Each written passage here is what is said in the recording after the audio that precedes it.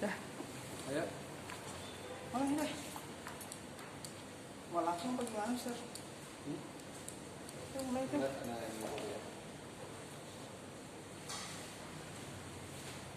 Saya sudah mulai, biarin aja. Putar perangkat Anda tidak dapat kembalikan ponsel Anda saat bersiaran. Orang yang jadi modalnya begini gitu. Kalau Facebook nggak bisa begini ini.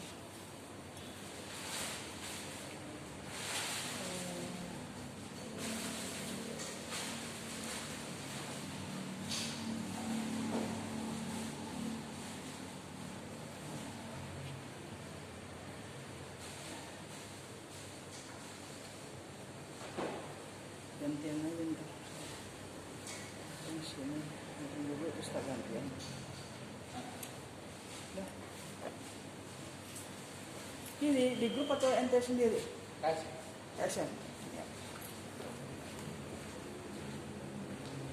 Bentar ya.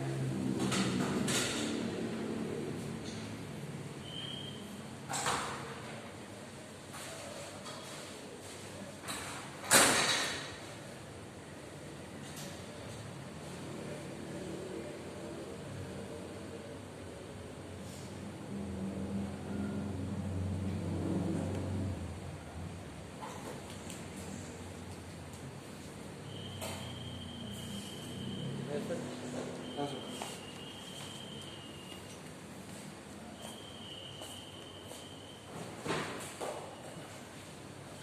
Bismillahirrahmanirrahim. Assalamualaikum warahmatullahi wabarakatuh. Alhamdulillah, pada kesempatan pagi hari ini kita akan kembali dengan kajian Majelis Talim Al-Basirun dan Komunitas Seniman Muslim, yang mana kita akan membahas kitab Riyadhus Shalihin karangan tulisan Imam Nawawi, yang mana pada kesempatan pekan kemarin kita membahas tentang bab taubat. Sedangkan untuk hari ini bab taubat telah selesai. Kita akan membahas tentang bab sabar bersama Ustadz Fahmi Bahres. Untuk mempersingkat waktu, kami persilahkan Ustadz memulai kajian. Kajian ini bisa diikuti di YouTube maupun di Facebook di KSM Channel. Mudah-mudahan kita mendapatkan ilmu yang berguna pada pagi hari ini. Terima kasih.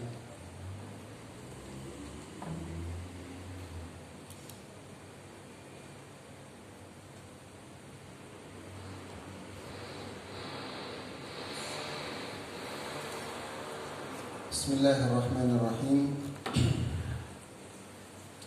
Assalamualaikum warahmatullahi wabarakatuh.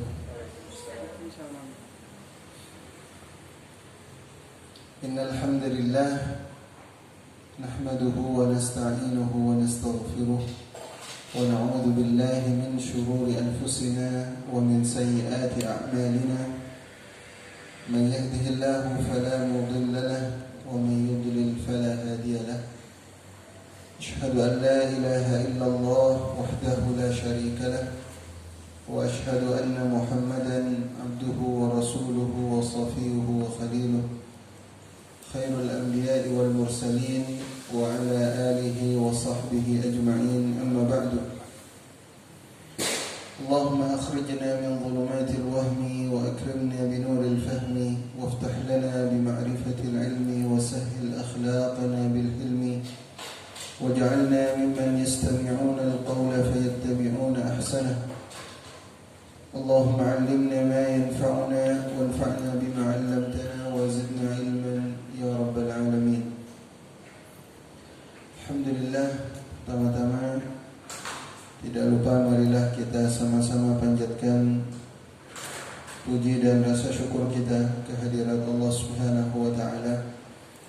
Alhamdulillah atas nikmat-nikmat dan karunia-Nya, berkat taufik dan hidayah-Nya. Alhamdulillah kita pada pagi hari ini berada dalam kondisi diberikan iman dan Islam oleh Allah Subhanahu wa taala. Masih diberikan hidayah, petunjuk dari Allah Subhanahu wa taala. Yang terbukti kita sekarang alhamdulillah bisa menghadiri majelis ilmu ini, kajian ini, baik yang offline ataupun yang juga online. Semoga Allah Subhanahu wa taala berikan manfaat bagi kita semuanya, ilmu yang berguna agar menjadi bekal bagi kita, menjadi jembatan bagi kita menuju surganya Allah Subhanahu wa taala. Amin ya rabbal alamin. Salawat dan salam semoga selalu tercurah kepada Nabi kita, Rasul kita Muhammad sallallahu alaihi wasallam, kepada keluarganya, para sahabat-sahabatnya, ya, para tabi'in dan salafun salih, serta seluruh umatnya yang mengikuti tuntunan beliau hingga yaumil akhir nanti. Mudah-mudahan kita semua juga termasuk di dalamnya. Amin ya rabbal alamin.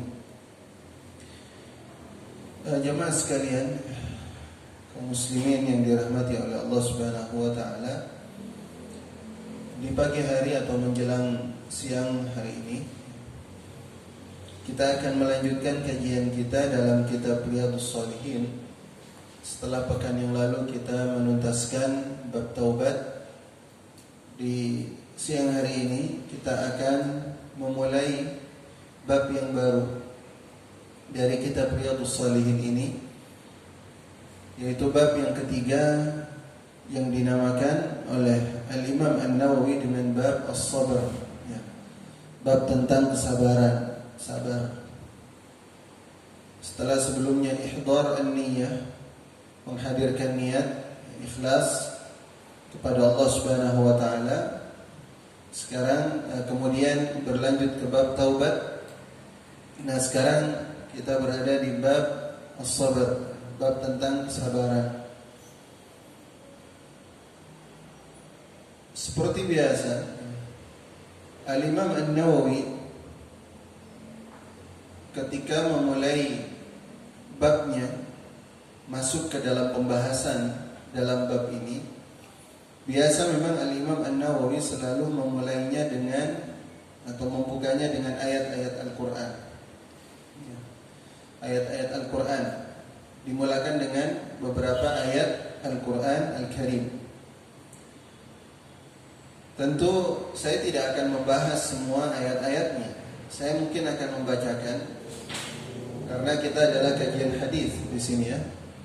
Hanya membacakan kemudian menjelaskan ke semua dari ayat-ayat tersebut, bukan satu persatu dari ayat-ayatnya, karena bisa habis waktu kita kalau kita mengkaji ayat demi ayat yang dikutip oleh Al-Imam An-Nawawi di dalam kitab Riyadhus Shalihin ini. Saya bacakan dulu ya ayat-ayatnya, dan ini sebagai penguat fondasi bahwa hadis-hadis yang nantinya akan dikutip oleh Al-Imam An-Nawawi itu berdasarkan dalil yang terdapat di dalam ayat Al-Quran Al-Karim. Jadi ini menguatkan hadis-hadis yang nanti akan disebutkan oleh Al-Imam An-Nawawi. Yang pertama, a'udzu billahi minasyaitonir rajim. Ya ayyuhalladzina amanu isbiru wasabiru. Ini ayat yang terakhir dari surat Ali Imran. Ya ayyuhalladzina amanu isbiru wasabiru warabitu wattaqullaha la'allakum tuflihun. Redaksi lengkapnya semacam itu. Tapi di sini Al-Imam An-Nawawi tidak menulis ayat tersebut secara lengkap, hanya potongannya setengah saja. Ya ayyuhalladzina amanu isbiru wasabiru. Wahai orang-orang yang beriman, sabarlah, wasabiru, dan lipat gandakan kesabaran kalian. Disuruh bersabar, kemudian disuruh untuk melipat gandakan kesabaran kita. Ini ayat yang pertama, saya baca dulu. Ayat yang kedua, Allah Subhanahu wa taala berfirman, "Wa lanabluwannakum bi syai'in minal khawfi wal ju'i wa naqsin minal amwali wal anfusi wath thamarat wa basyyiris sabirin."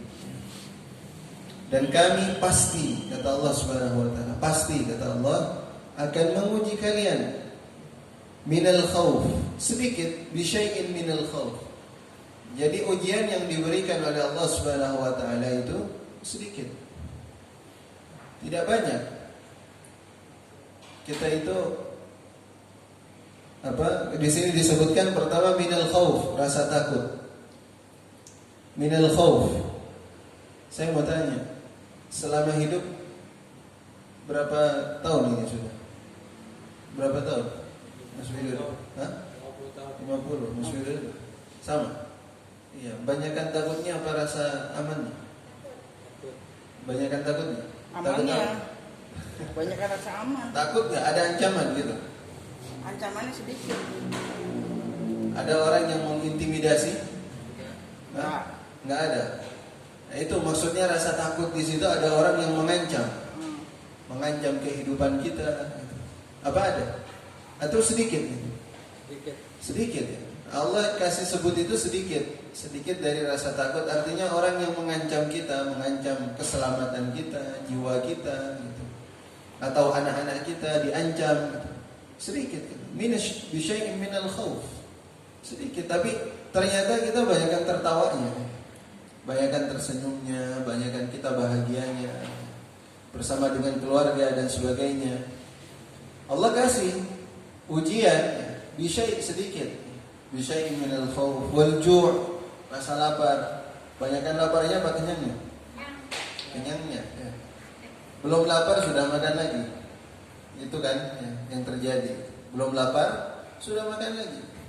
Makanya rasa laparnya itu sedikit. Allah sebutkan bisyai' minal khauf wal ju' wa naqsin minal amwal, ya.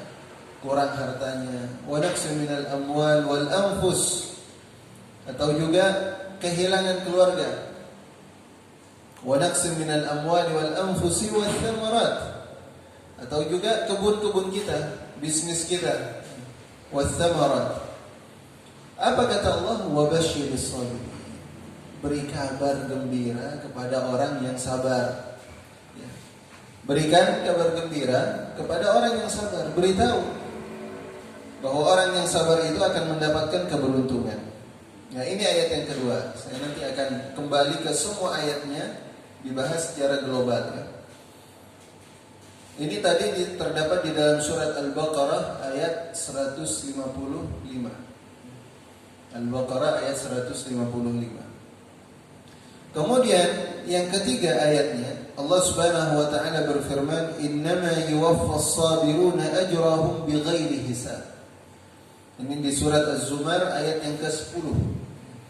Innama yuwaffas sabiruna ajrahum bighairi hisab. Sesungguhnya orang-orang yang sabar akan diberikan pahalanya oleh Allah Subhanahu wa taala tanpa hisab. Tanpa hisab. Ini para ulama tafsir menjelaskan tanpa hisab di sini dengan beberapa makna. Pertama, bighairi hisab, tidak memakai hisab. Artinya masuk ke dalam surganya Allah Subhanahu wa taala tidak dihisab lagi. Memang yang penting kan masuk surga ya. Pakai hisab kita juga enggak apa-apa, tapi kalau bisa itu tidak pakai hisab. Kenapa? Karena hisab itu sulit. Jangan dianggap hisab itu mudah. Makanya para ulama mengatakan al-hisabu naw'un minal azab, bahwa hisab itu bagian dari azab karena kita diinterogasi. Kalau di polisi itu kita disidik, ditanya, ya bukan kita ya, jangan kita. Siapalah itu kemudian dia tersangka atau menjadi saksi paling tidak, itu berapa jam coba? Ada di Kabareskrim, di kepolisian itu berjam-jam. Dipanggil sama polisi saja sudah kita tidak tenang. Sudah tidak tenang. Nah, bagaimana kalau umpamanya nanti yang menginterogasi kita itu adalah Allah Subhanahu wa taala? Ditanya semuanya. Yang pertama kali ditanyakan bagaimana salatnya. Salatnya seperti apa? bagaimana kita itu kemudian memposisikan salat, bagaimana salat kita itu ditanya oleh Allah Subhanahu wa taala. Makanya jangan dianggap remeh, jangan dianggap enteng ini. Hisab ini adalah sesuatu hal yang sulit, ya, sesuatu hal yang sulit. Nah, ini yang pertama. Makna hisab itu adalah masuk ke dalam surga tanpa hisab, bighairi hisab. Baik, makna yang kedua dari bighairi hisab, orang-orang yang sabar itu dapat ini. Nah, kalau kita mau masuk surga tidak pakai ditanya lagi, nggak pakai ditanya lagi sama Allah. Oh, ini khusus ini siapa? Fulan ibn Fulan. Masuk. Kenapa? Dulu ini orang yang sabar di dunia. Masuk ke dalam surga langsung.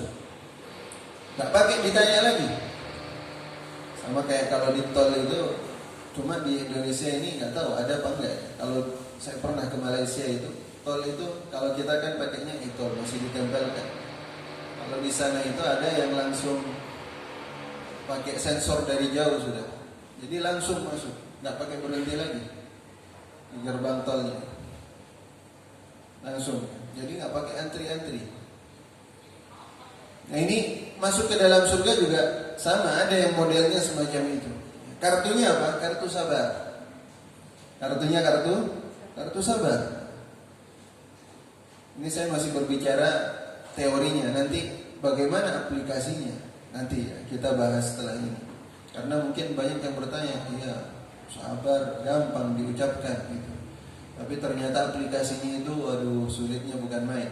Beratnya waduh benar-benar hebat gitu.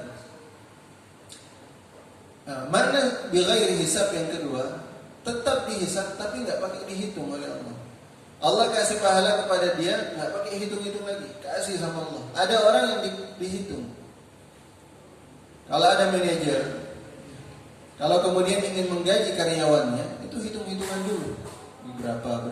Tapi ada karyawan, karena dia loyalitasnya bagus, kerjanya itu bagus, akhirnya bosnya ini apa? Sudah kasih dia berapa aja sudah. Nggak usah dihitung sudah. Lebihkan.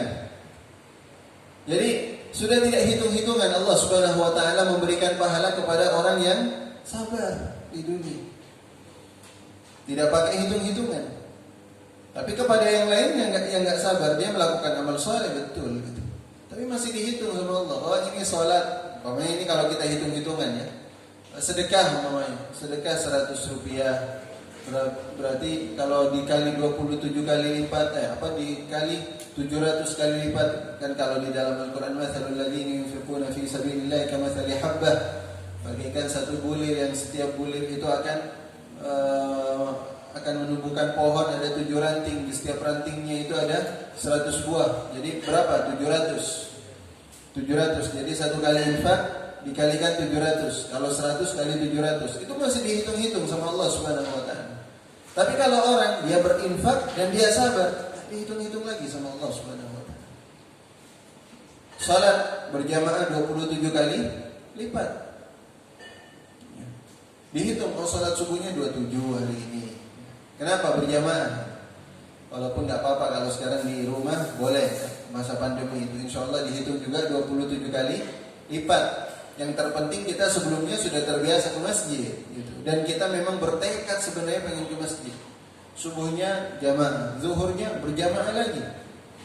Berarti 27 tambah 27 54 sudah. Asar jamaah lagi, dihitung sama Allah. Dihitung-hitung gitu. Tapi kalau orang yang sabar, itu enggak pakai hitung-hitungan lagi. Dikasih sama Allah, pahalanya berikan kepada dia. Kenapa? Istimewa orang ini. Ini orang istimewa ini. Itu bighairi hisab. Jadi enggak pakai hitung-hitungan lagi. Orang kalau kemudian ke villa ya. Ke villa gitu. Ada orang yang ke villa itu dia harus hitung-hitungan berapa hari sewa villa. Tapi karena ini orang yang hebat, ya kenal orangnya yang punya villa ini, kenal. Oh, ini orang baik ini sudah. Oh, andilnya besar. Sudah, kamu silahkan tinggal di villa saya berapa hari, silahkan. Enggak usah pakai hitung-hitungan. Ini Begitu gitu. Kamu mau tinggal di surga saya, katanya Allah Subhanahu wa taala, silakan. Enggak pakai hitung-hitungan. Nah, ini bedanya orang yang sabar di dunia dengan orang yang tidak sabar gitu. Kayak innama yuwaffas sabiruna ajrahum bighairi hisab. Ada yang mengatakan juga bighairi hisab itu tanpa melalui proses azab. Ada orang masuk ke dalam surga itu harus masuk ke neraka karena dibersihkan dulu, dicuci. Ya.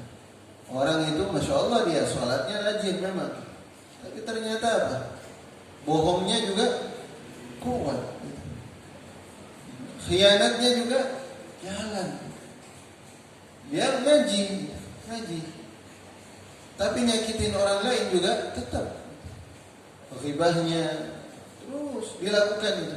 Wah, ini perlu adanya proses pembersihan. Namanya apa? Sadar. Masuk ke neraka dulu. Makanya dalam satu hadis disebutkan ada orang yang terakhir kali ya, diangkat oleh Allah Subhanahu wa taala dari neraka dan dia dimasukkan ke dalam surga. Dibersihkan dulu ke neraka. Nah, orang yang sabar ini enggak pakai lagi yang semacam ini. Artinya masuk ke dalam surga langsung.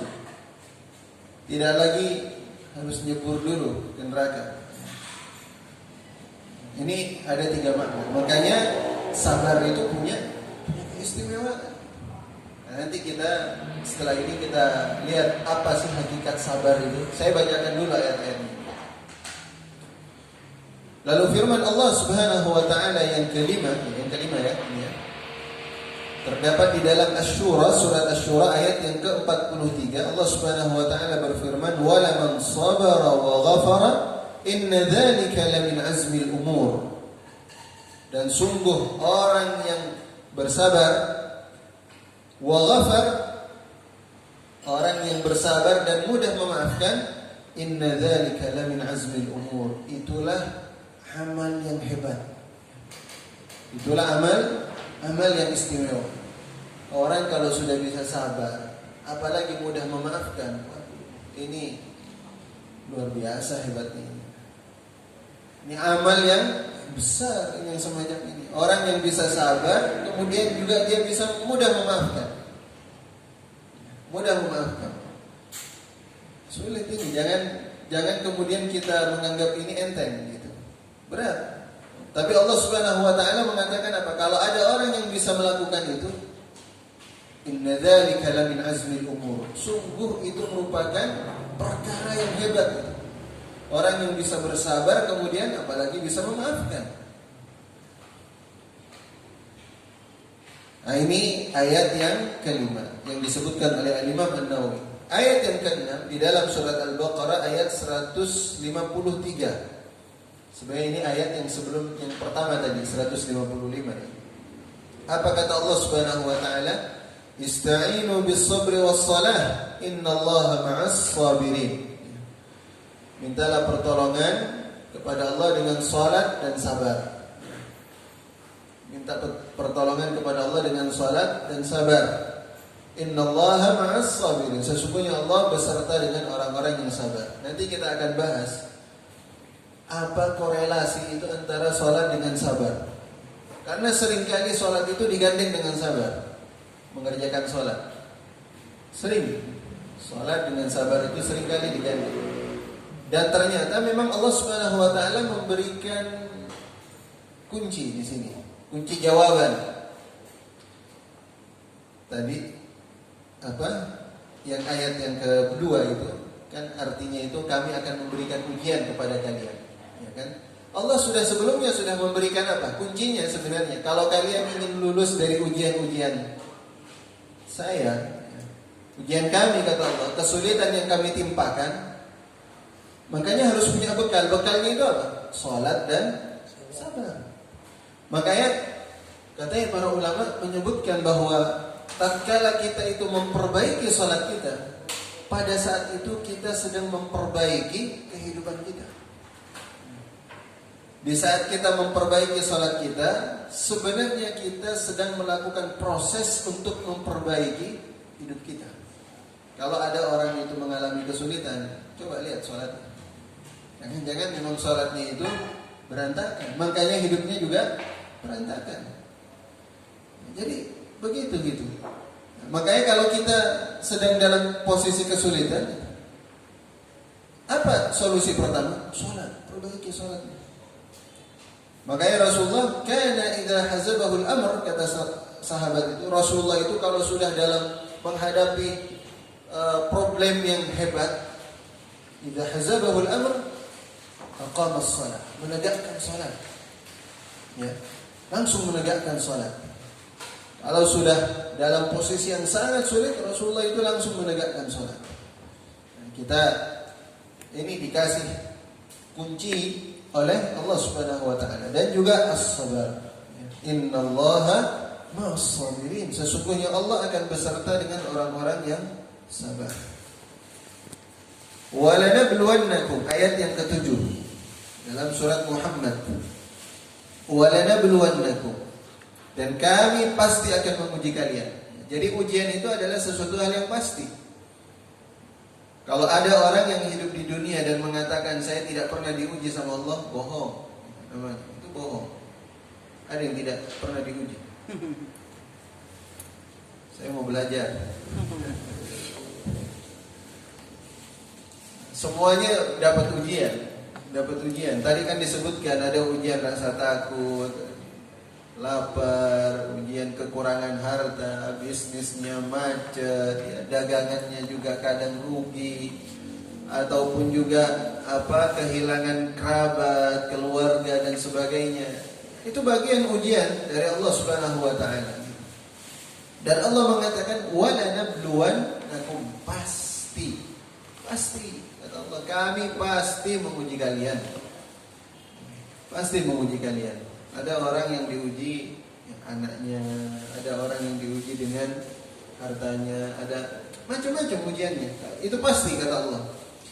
Apa? Hatta na'lamal mujahidin minkum was-sabirin, agar kami bisa mengetahui mana yang benar-benar berjihad, berjuang, dan mana yang sabar. Siapa yang benar-benar berjuang dan siapa yang benar-benar sabar. Saya mau tanya, apa Allah tidak tahu? Tahu. Allah sebenarnya tahu. Cuma untuk menunjukkan, ya, sampai menunjukkan, oh kamu ini. Karena kalau tidak ada bukti, berarti Allah Subhanahu wa taala menuduh tanpa ada bukti. Ya kan? Makanya agar buktinya itu tampak, diuji sama Allah. Memperbaiki kualitas juga memang. Tapi dari situ nanti akan terlihat itu. Ya kan? Makanya kalau di dalam bahasa Arab, ujian itu namanya fitnah. Juga fitnah. Fitnah itu dari apa? Dari kata bahasa Arab itu futina zahab. Emas itu kalau mau diuji keasliannya pakai apa? Ada yang tahu nggak? Pakai cairan. Pakai cairan atau pakai api dipanaskan. Ya. Kan semacam itu. Itu harus dipanaskan gitu.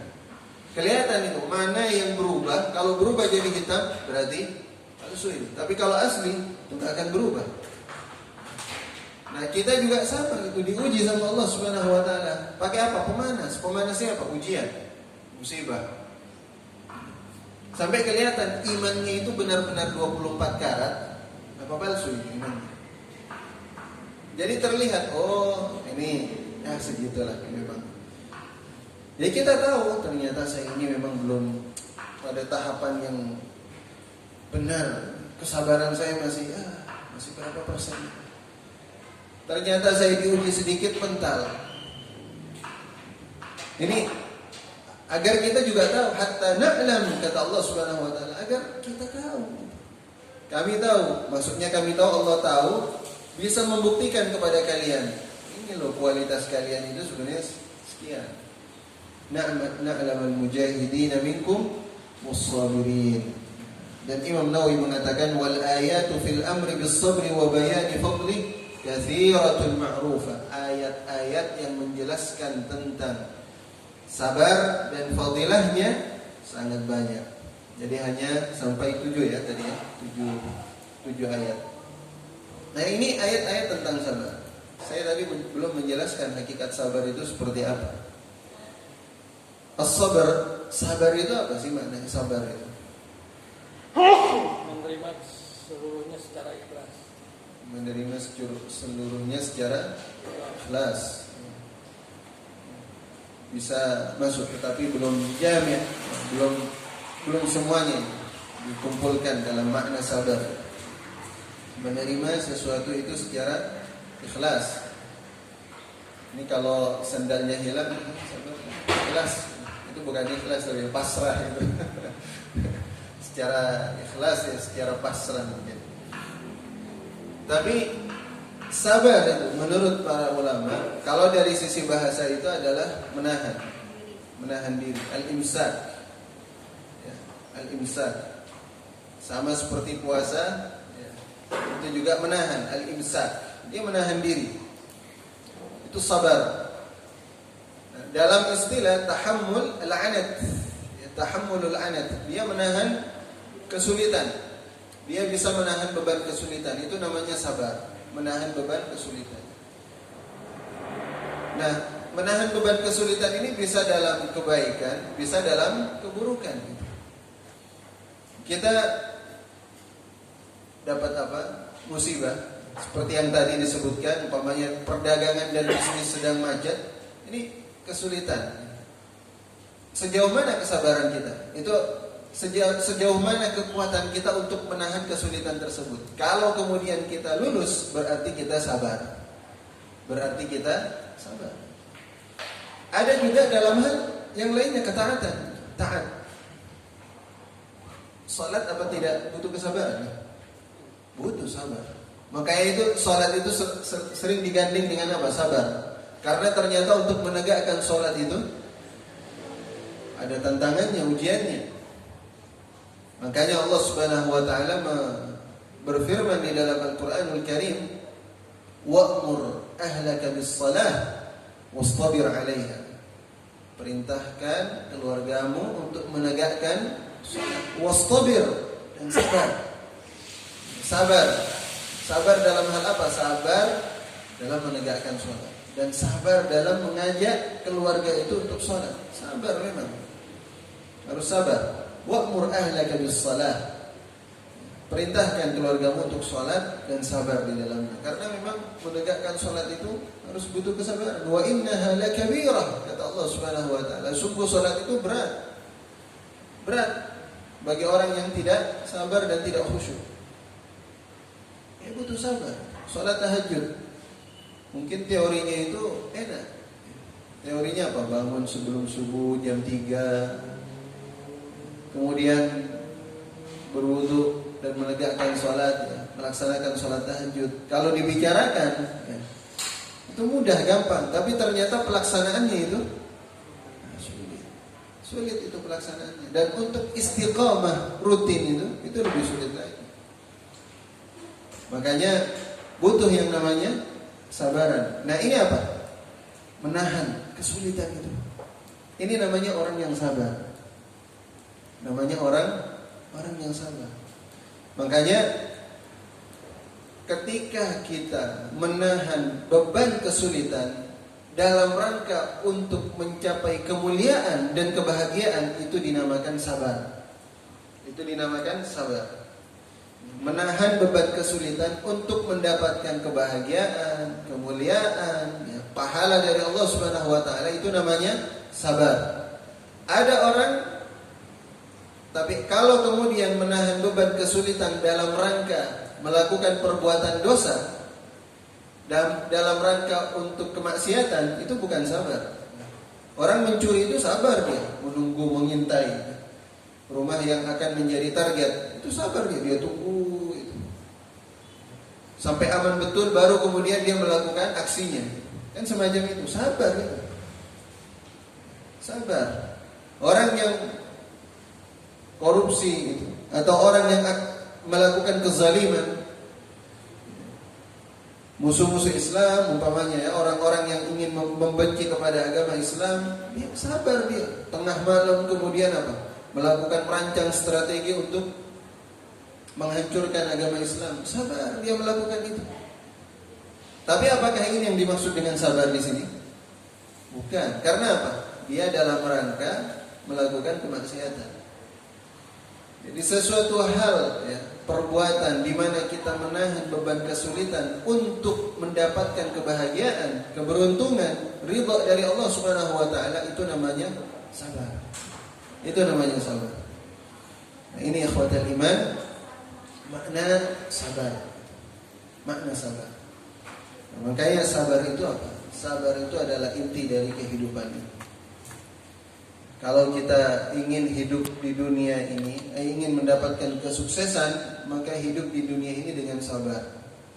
Kayak kata para ulama itu sabar dalam beberapa hal. Yang pertama, ada tingkatannya. Ada sabar dalam menghadapi, ada 3 macam. Sabar menghadapi musibah, sabar dalam kemaksiatan, dan sabar dalam ketaatan. Mana yang paling sulit? Sabar dalam ketaatan. Sabar dalam ketaatan.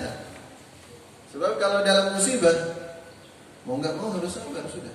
Banyak yang berhasil. Sabar dalam kemaksiatan, maksudnya sabar menahan diri untuk tidak melakukan maksiat, ya lebih berat memang sedikit. Tapi sabar melakukan ketaatan, nah ini yang berat. Makanya istiqamah dalam ibadah itu berat. Makanya sampai Rasulullah SAW ketika turun ayat Al-Quranul Karim, fastaqim kama umirta, istiqamahlah engkau sebagaimana yang diperintahkan oleh Allah Subhanahu wa taala. Apa katanya Rasulullah SAW? Syayyabatni Hudun wa akhawatuh. Sudah membuat saya beruban ini. Siapa itu? Hud.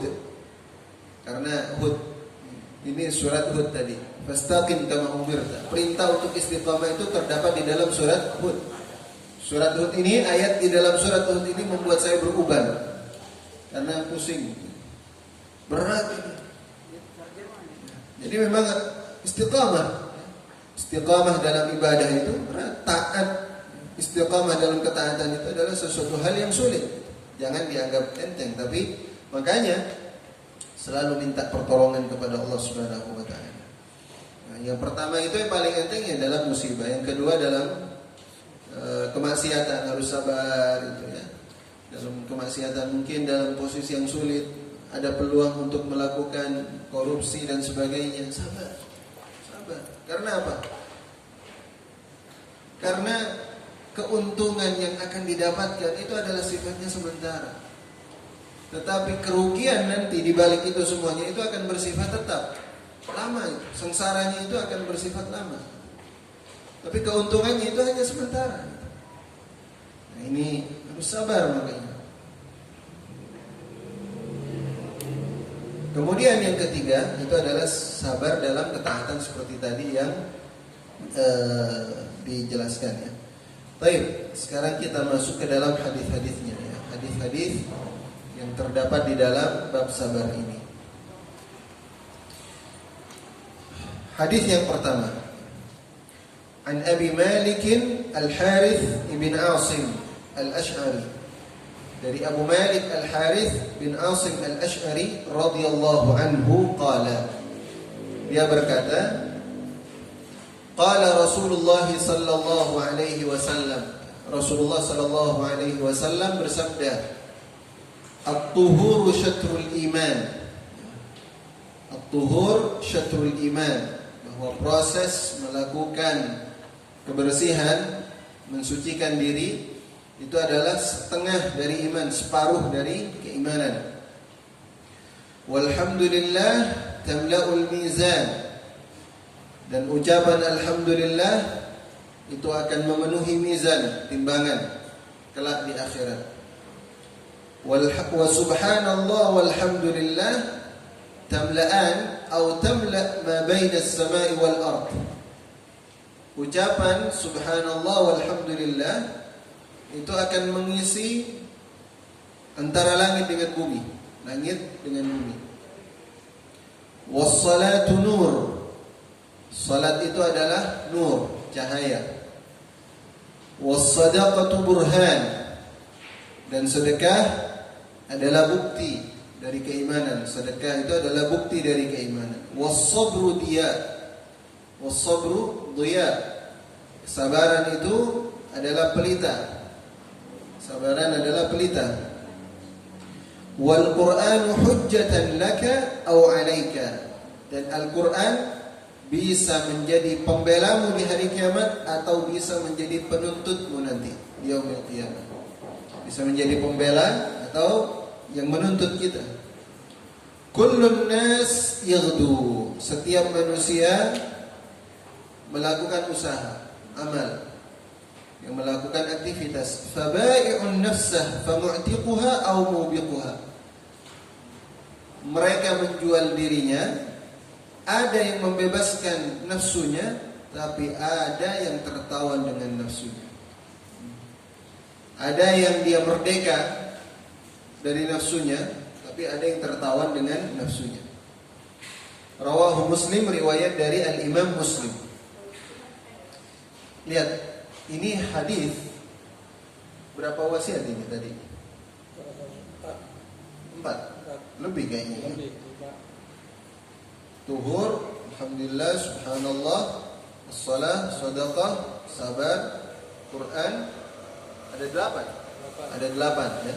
Ada 8 wasiat dari Rasulullah SAW dan semuanya singkat. Kata-kata yang dipakai oleh Rasul SAW, kalimatnya itu singkat. Dan memang Rasulullah SAW diberikan kelebihan oleh Allah Subhanahu Wa Taala dengan jawami'ul kalim. Katanya Rasul SAW, utitu jawami'ul kalim. Saya diberikan oleh Allah Subhanahu Wa Taala jawami'ul kalim. Apa itu jawami'ul kalim? Redaksi yang pendek, tetapi maknanya itu padat. Rasul SAW. Orang itu dikatakan cerdas, dikatakan pintar. Dan dia punya kecerdasan itu, akal yang bagus. Itu tatkala apa? Dia bisa menyampaikan sesuatu yang baik dengan kalimat yang singkat tetapi memiliki makna yang padat.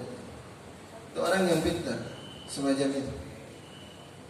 Makanya kata Rasul Allah Subhanahu Wa Taala, wa may yu'tal hikmata faqad utiya khairan katsira. Barang siapa yang diberikan hikmah, kalimat hikmah itu kalimat yang pendek tetapi maknanya padat. Faqad utiya khairan katsira, maka sungguh dia telah diberikan kebaikan yang besar oleh Allah Subhanahu wa taala, kebaikan yang banyak. Orang yang singkat itu, berbicara singkat tetapi kemudian luar biasa maknanya. Ada dalam orang dulu itu ada namanya Ibnu Athaillah Sakandari, dia punya menulis yang namanya Al-Hikam, hikmah. Itu Masya Allah pendek itu, kalimat-kalimatnya pendek, tetapi ternyata yang mensyarah itu ratusan ulama. Yang mensyarah hikmah-hikmahnya Ibnu Athaillah Sakandari itu ratusan dari bukunya itu. Luar biasa. Orang dulu itu begitu. Nah, Rasul sallallahu alaihi wasallam juga tentu Sayyidul Hukama, tuannya orang-orang yang punya hikmah. Apa kata Rasulullah sallallahu alaihi wasallam? At-tuhur syatrul iman. At-tuhur syatrul iman. Tuhur dalam bahasa Arab itu ada kata tohur dan ada kata tuhur. Ada kata tohur, tok pakai fathah, dibacanya tohur. Dan ada dengan tuhur, toknya itu pakai dhammah. Tuhur. Ini beda ini. Makanya bahasa Arab itu sangat detail ya. Perbedaan harokat sedikit saja itu sudah merubah makna. Kata Rasulullah sallallahu alaihi wasallam, at-tuhuru syatrul iman. Bukan at-tahur, tapi tuhur. Kalau tahur memakai fathah, itu adalah alat untuk bersuci, air. Air yang suci mensucikan, kalau dalam bab fikih itu dinamakan tahur.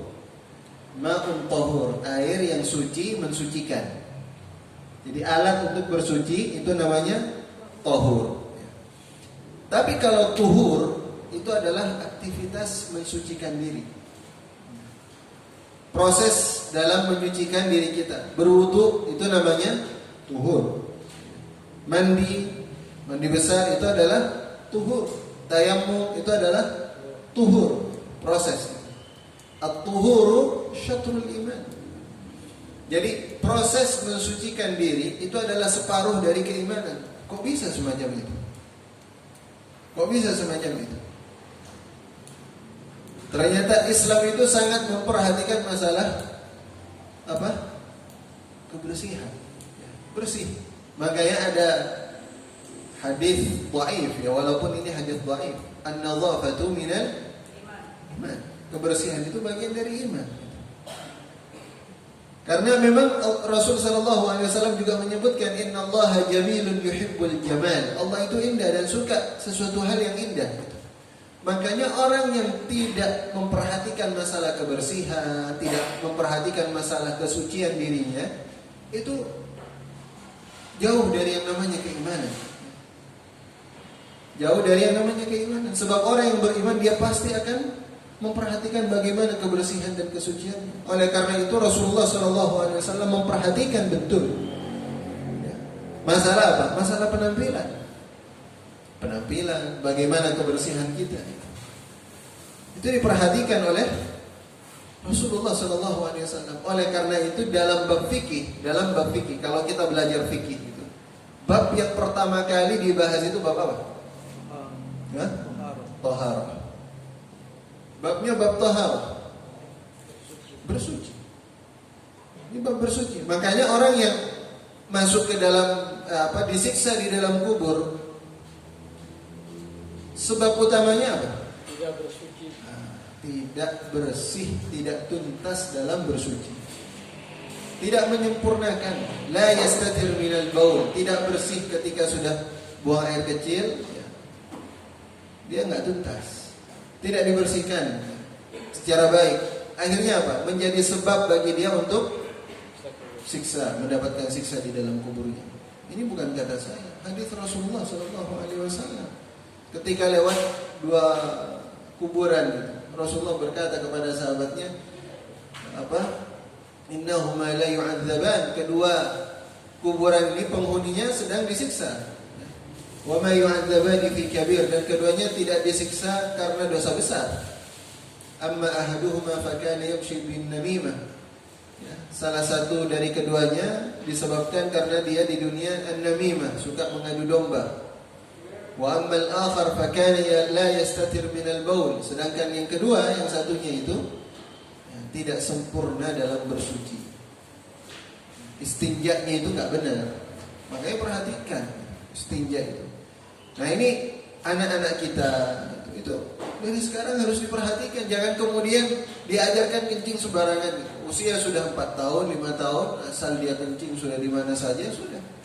Makanya kemudian tumbuh besar seperti orang-orang yang di terminal. Di mana saja dia ada tempat untuk buang air kecil, dia buang air kecil sembarangan. Ini bukan profil dari orang yang beriman, bukanlah profil dari Muslim, tidak semacam itu. Sebab Rasulullah berkata apa? At-tuhuru syatrul iman. Orang yang ke masjid, apa kata Rasul sallallahu alaihi wasallam? La yaqrabanna masajidana akil al-basal.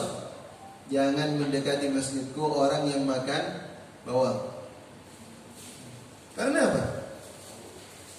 Bau mulut. Ya. Itu akan mengganggu kekhusyuan dari saudara-saudaranya yang melaksanakan sholat.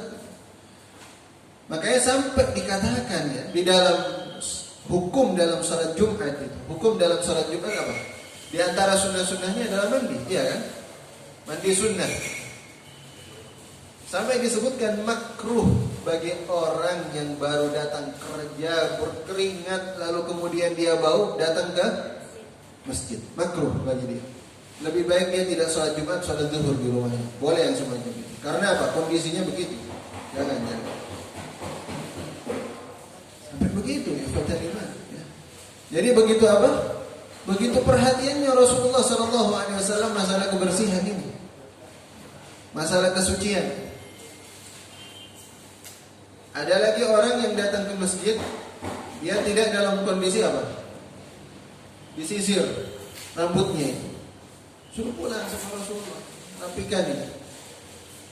rapikan. Rambutmu dirapikan. Pulang dia. Disisir dulu, baru balik ke masjid. Nah, kalau datang seperti malaikat begini, ini lebih disenangi sama Allah daripada datang seperti syaitan. Begitu gitu. Datang itu ke masjid dengan rapi. Itu muslim itu. Sosok seorang muslim itu begitu. Ada lagi yang datang dalam kondisi bau mulut. Wah, ini enggak sikatan ini. Kata Rasulullah, "Ala tatasawwak?" Kamu belum bersiwak? Belum ya Rasulullah. Bersiwak dulu. Fa innahu minal iman, sebab itu bagian dari iman. Sekarang gosok gigi ya. Iya, sekarang dengan menggosok gigi dan sebagainya. Ini Rasul yang mengajarkan itu. Makanya Rasulullah SAW sampai semacam itu. Dibersihkan segala halnya dari najis dan dari kotoran, dan tampil Rasulullah itu dengan baik. Kenapa? At-tuhuru syatrul iman. Tuhuru syatrul iman. Kebersihan itu separuh dari yang namanya keimanan. Ironis tapi di zaman sekarang ini ternyata yang paling bau itu toiletnya di mana? Masjid, sholat. Kemana ini ya? Kemana kemudian aturan Allah Subhanahu Wa Taala, ya, arahan dari Rasul Sallallahu Alaihi Wasallam? Kenapa tidak diterapkan hal yang semacam ini? Rasulullah Sallallahu Alaihi Wasallam mengajarkan itu, dan ternyata yang menerapkan ini adalah orang-orang di negara-negara non Muslim. Datang ke Jepang juga itu bersih itu. Kalau datang ke Saudi sekalipun itu banyak yang kotor itu. Apalagi dalam perjalanan, Masya Allah, luar biasa itu. Ya. Ini kok kemudian tampak itu profil Muslim itu kok semacam itu. Padahal jauh daripada potret dari Islam. Islam itu bersih. Makanya dimulai dari mana? Dari rumah. Rumah kita sendiri, bagaimana kebersihan, ya. Diajarkan kita sendiri, mengajarkan diri kita, membiasakan diri kita, dan juga keluarga kita. Insya Allah keluarnya pun akan terbiasa. Tapi kalau sudah di rumahnya tidak terbiasa, keluarnya pun juga tidak akan terbiasa. Bersih, bersih dan bersih. Suci, suci dan suci. Rasul Sallallahu Alaihi Wasallam itu mengajarkan kepada kita itu. Nah, kalau sekarang umpamanya di masa pandemi ini, sekarang baru ya, cuci tangan, ya, cuci tangan. Padahal, atau kalau kita umpamanya sekarang itu memakai masker, ya, atau kalau bersin harus ditutup dan sebagainya, itu Rasulullah sudah katakan itu sejak dulu.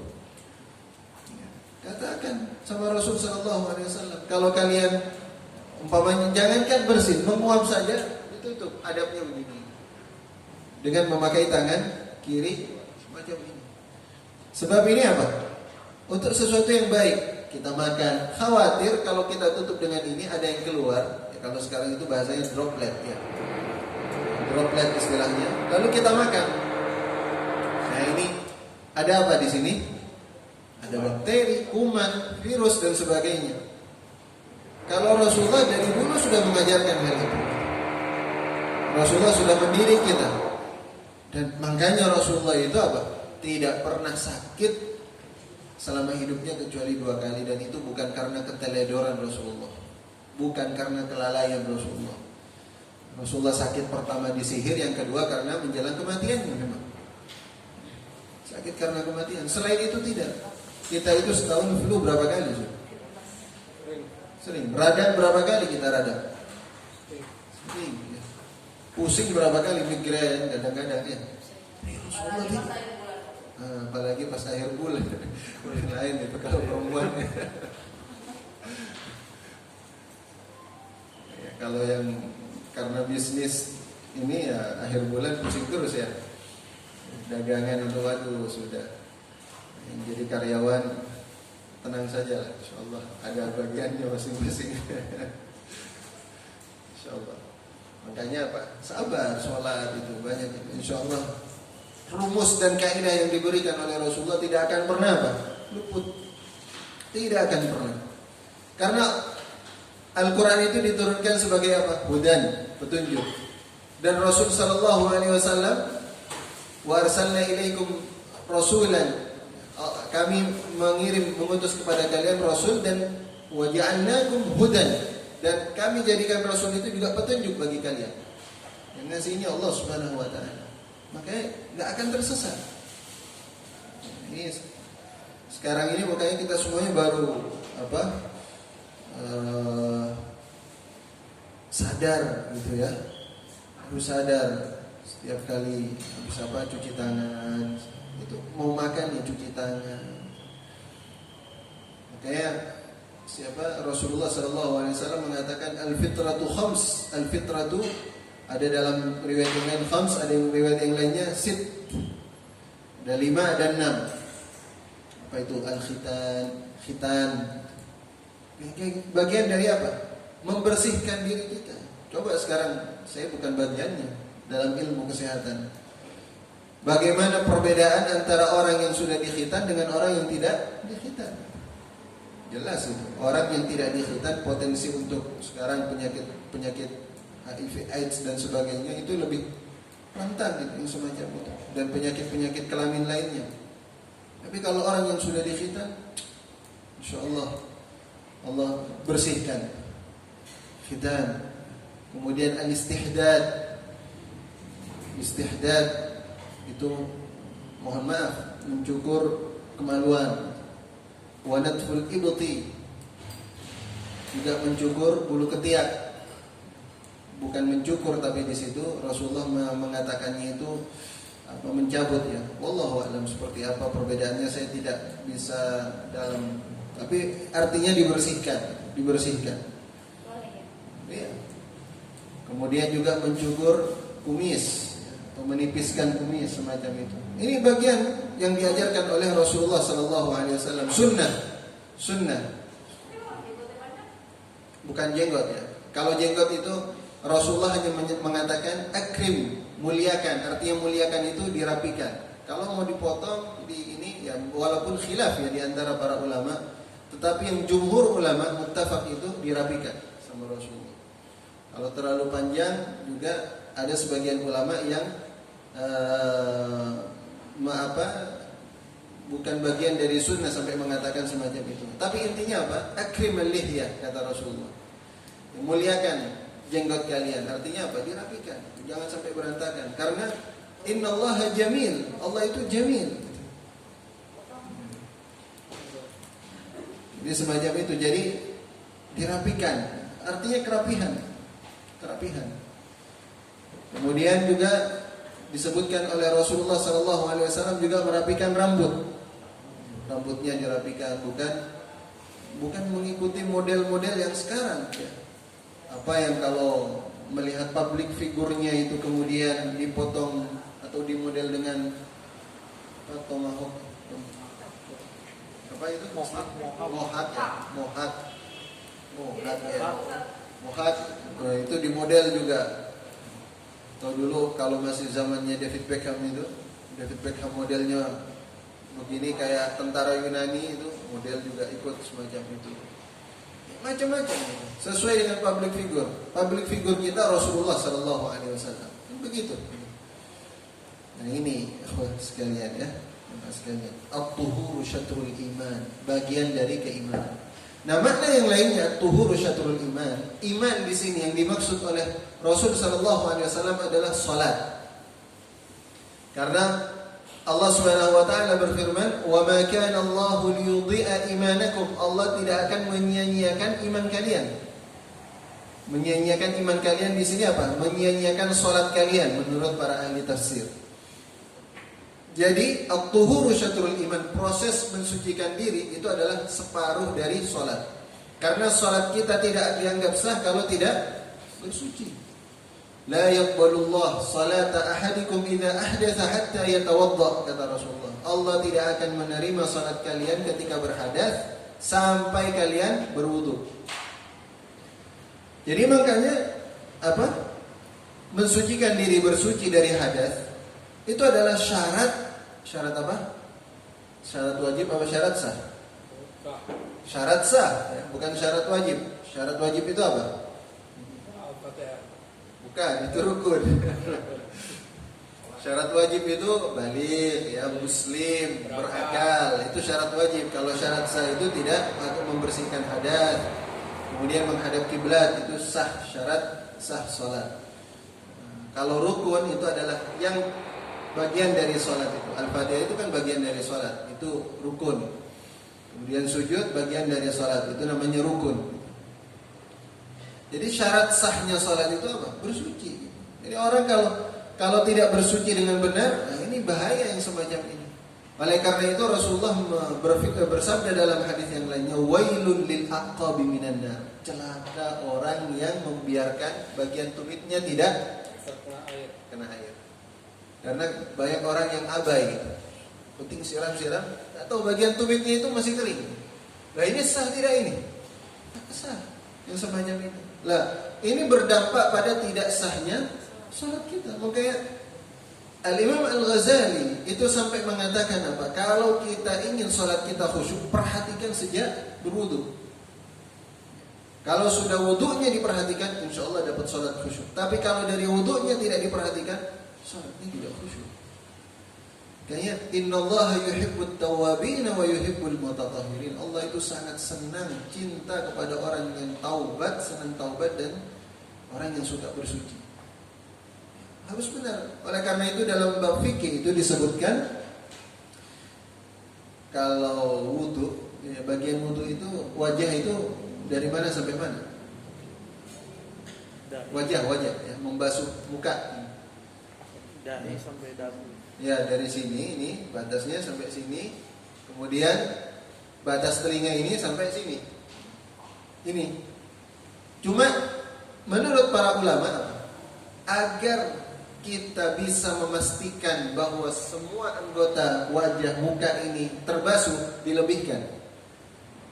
Dilebihkan, jangan yang penting basuh sudah selesai gitu. Karena tidak memastikan bahwa muka kita itu kena air semuanya akhirnya. Makanya dalam kaidah usul disebutkan ma la yatimul wajibu illa bihi fa huwa wajib. Sebuah kewajiban yang tidak bisa sempurna kecuali dengan melakukan hal tersebut, maka hal itu menjadi wajib. Gimana Ustaz cara memahaminya? Ini kan wajib ya.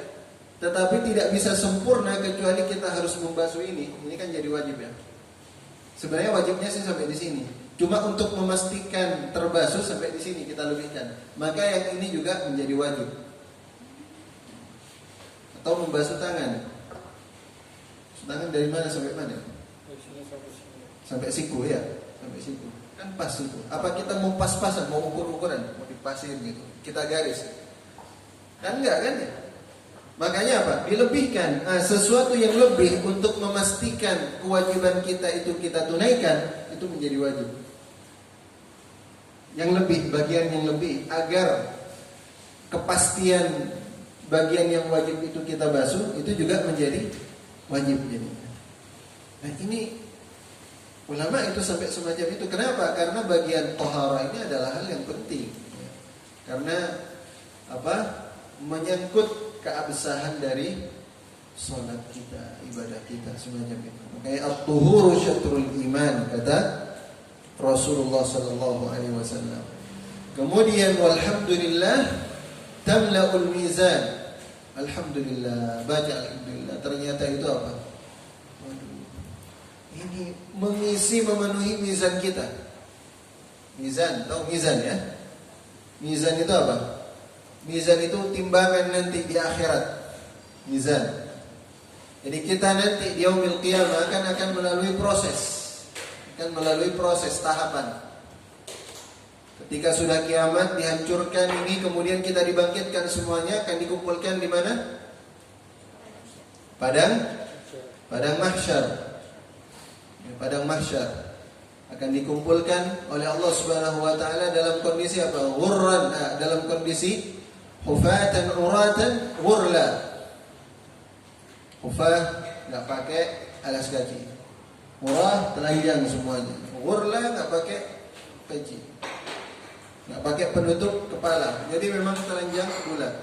Nah, Aisyah pas ini apa sensitivitas wanita ya. Wanita itu yang benar tuh begitu. Ketika disebutkan oleh Rasulullah hadis semacam itu telanjang, fitrah wanitanya itu keluar. Aisyah tanya, ya Rasulullah, nanti lihat dong. Itu wanita itu begitu. Bukan justru senang auratnya kemudian ditampilkan itu. Ini. Enggak senang itu yang semacam itu. Aisyah langsung tanya, ya Rasulullah, berarti aurat saya kelihatan dong. Apa kata Rasulullah? Al-amru fi dzalika asyad. Pada saat itu perkaranya itu sudah bukan lagi masalah aurat. Enggak mikirin itu, sudah enggak nafsu masalah itu. Karena yang dipikirkan apa? Ini surga apa neraka ini? Itu kan. Kalau kita itu sedang apa? Coba. Tapi jangan coba-coba lah ya. Kalau dalam kondisi tsunami datang gitu. Ada yang telanjang umpamanya di Bali umpamanya atau di mana di Aceh dulu. Ada yang telanjang. Apa masih mikirin dia yang telanjang? Ada. Yang dipikirkan apa? Selamat. Menyelamatkan diri. Pada saat itu lebih daripada itu. Aisyah itu nanya, tapi ini fitrah wanita gitu. Wanita semacam itu. Ya Rasulullah, afala yanzuru ba'duna ba'dan, nanti kita saling melihat dong. Aurat kita ini kelihatan. Sudah enggak mikirin itu lagi Aisyah. Sudah enggak dipikirkan masalah itu. Begitu Rasulullah SAW. Jadi mahsyar, kemudian dari mahsyar kemudian apa? Dikumpulkan oleh siapa? Allah Subhanahu wa taala, sampai yang katanya ada matahari. Sampai kemudian nanti baru dihisab. Tanya, dihisab bagaimana amalan kalian, bagaimana usia kalian. Setelah hisab itu baru kemudian mizan, ditimbang amalan kita. Mana yang lebih berat, amal baiknya atau dosanya. Ini mizan. Kalau ingin timbangan kebaikan kita itu berat, apa kata Rasulullah? Alhamdulillah. Baca alhamdulillah yang banyak. Alhamdulillah yang banyak. Ini baru satu fadilah bacaan alhamdulillah. Fadilahnya apa? Nanti di akhirat akan mendapatkan timbangan yang berat. Timbangan kebaikan kita berat. Faman ya'mal mithqala dzarratin khairan yarah, wa man ya'mal mithqala dzarratin syarran yarah. Yang kecil itu akan mithqala dzarratin khairan, akan ditimbang sama Allah Subhanahu wa taala. Dan kita akan lihat amal yang kecil akan ditimbang. Yang baik itu ditimbang. Makanya Aisyah itu cuma sedikit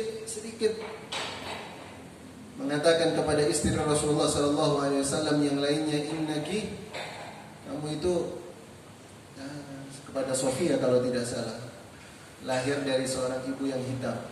Langsung sama Rasulullah ditegur ya. Laqad qulti kalimatan law muzijat fi ma'il bahri lamazajat. Aisyah, kamu itu sudah mengucapkan kata-kata kalau dicelupkan ke dalam lautan samudra, terkontaminasi itu lautan karena katamu yang kotor. Kecil padahal, sedikit, tapi tidak ditolerir sama Rasulullah. Cuma Rasulullah itu benar, caranya itu nggak kasar, ya. Dipermisalkan oleh Rasul Sallallahu Alaihi Wasallam, dianalogikan sehingga sadar Aisyah. Begitu Rasulullah Sallallahu Alaihi Wasallam. Nah, berkata alhamdulillah dalam segala kondisi itu akan membuat mizan itu jadi berat. Timbangan kebaikan kita itu menjadi berbobot. Ini baru di akhirat. Kalau di dunia ini orang yang sering mengucapkan alhamdulillah berarti dia bersyukur kepada Allah Subhanahu wa taala. Alhamdulillah. Segala puji hanya bagi Allah Subhanahu wa taala. Dapat nikmat, alhamdulillah. Kita makan, kita minum, alhamdulillah. Makanya Rasul sallallahu alaihi wasallam itu kalau minum apa? 3 tegukan, berhenti. Alhamdulillah. Minum lagi, bismillah ya, diawali tentunya dengan basmalah. Kemudian selesai, alhamdulillah. Ini jangan dianggap remeh hal yang semacam ini. Ternyata ini bisa menyebabkan timbangan kita itu berat dan membuat kita apa? Semakin bertambah nikmat. La in syakartum la azidannakum. Kalau kalian bersyukur, akan aku tambahkan nikmat. Makanya katanya para ulama itu asyukru, syukur itu khutwah al-ula, langkah pertama untuk mendapatkan nikmat lagi. Makanya potret syukur atau bukti syukur yang paling mudah itu ucapan alhamdulillah. Saya ketemu sama seorang ustaz itu, alim, ke rumahnya itu nggak lepas dari alhamdulillah. Ngobrol memang. Kan kalau ngobrol kan nggak terus-terusan, kadang kita jeda. Di masa jeda itu dia berkata alhamdulillah, alhamdulillah. Dan alhamdulillah, masya Allah dia hidupnya tenang, tenang hidup berkah, selalu dengan senyuman. Nggak pernah ketemu itu dalam kondisi cemberut gitu. Atau bermuka masam, yang bermuka yang sedih gitu. Tapi dia selalu dengan ceria. Jangan-jangan ya ini memang kuncinya itu adalah alhamdulillah. Ya, alhamdulillah. Mendapatkan nikmat alhamdulillah. Alhamdulillah, perbanyak mengucapkan alhamdulillahi rabbil alamin. Baik, saya tidak akan berpanjang lebar di situ ya. Wa subhanallah walhamdulillah tamla ma baina as-samawati wal ard. Subhanallah walhamdulillah, ini kalau double ini tamla ma baina as-samawati wal ard, akan mengisi langit dan bumi. Berarti pahalanya itu full. Subhanallah walhamdulillah. Dalam hadis yang lainnya disebutkan kalimatani khafifatan 'ala al-lisan, thaqilatani fil mizan, habibatani 'inda ar-rahman. Dua kalimat, ikhwatal iman. Khafifatani 'ala al-lisan, ringan di lisan kita, ringan, mudah diucapkan, gampang, enggak berat, enggak sulit. Khafifatani 'ala al-lisan, thaqilatani fil mizan, dan akan membuat timbangan kebaikan kita itu berat. Habibatani 'inda ar-rahman, dan dicintai oleh Allah Subhanahu wa taala. Apa itu? Subhanallah wa bihamdih, subhanallahil azim. Subhanallah walhamdulillah, atau subhanallah wa bihamdih, subhanallahil azim. Ini ternyata zikir yang semacam ini luar biasa itu. Keutamaannya itu luar biasa. Kita itu sebenarnya punya banyak kesempatan ya. Kalau akhirnya Haidar ngedit dari Bogor naik kereta kan berapa jam? 2 jam. Kalau baca subhanallah walhamdulillah dapat berapa itu? Ratusan. Oh, ratusan ya. Ratusan. Ribuan. Ribuan bisa. Jadi begitu. Saya ada siapa pernah menceritakan itu ya, Ustaz Abdul Ghaffar Ismail, bapaknya Taufik Ismail itu. Dalam satu ceramahnya dia mengatakan apa? Kan tinggal di Pekalongan. Setiap kali mengisi ke Jakarta, dulu di zaman Soeharto itu ya, mengisi ke Jakarta itu naik kereta atau naik mobil. Kurang lebih kalau dulu itu, kalau sekarang kan 5 jam ya sampai ada Cipali ya. Kalau dulu bisa sampai 10 jam, 8 jam, 10 jam gitu. Dia baca apa? Subhanallah wa bihamdihi, subhanallahil azim, pakai tasbih. Tasbih yang cetlekan, naik 1. Dia enggak hitung itu terus ya, sampai dalam perjalanan itu. Ternyata dilihat, wah, udah 1100 ini. Sudah 1100. Itu begitu gitu ya. Jadi kita dalam perjalanan itu, kita pulang sini, saya pulang ke rumah, semuanya ini pulang ke rumah. Diisi juga dengan apa? Zikir. Alhamdulillah.